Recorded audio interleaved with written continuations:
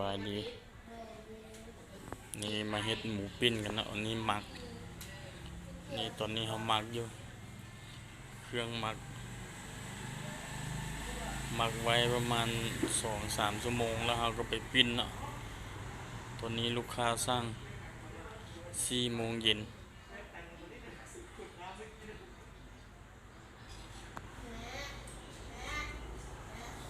ตัวใหญ่ตัวนี้ราคา1,200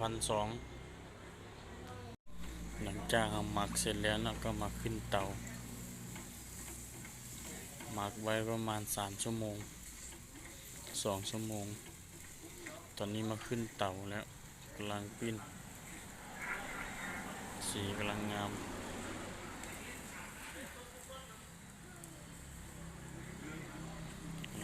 หนังกำลังตึงกำลังกรอบ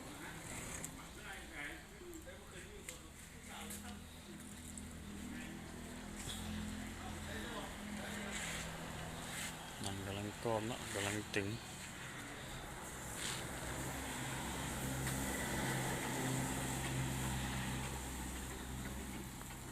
ตอนนี้ก็สำเร็จเรียบร้อยนะ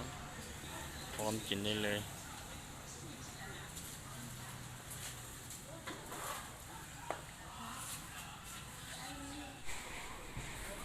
สุกแล้วพร้อมกินแล้วมัน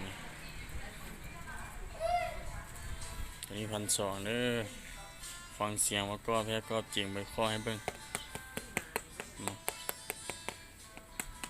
หมูหนังกรอบต้องทานน้องเก่งเท่านั้นโอ้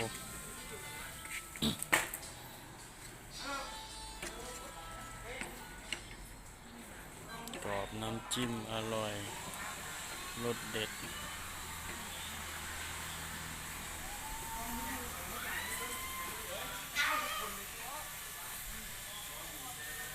แค่คงกิน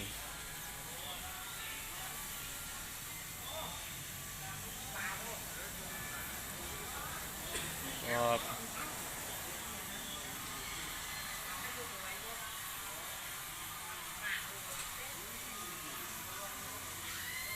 ยอด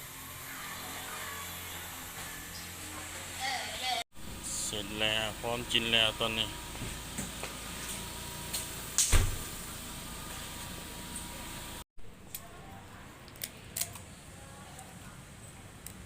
พริกน้ำมากิน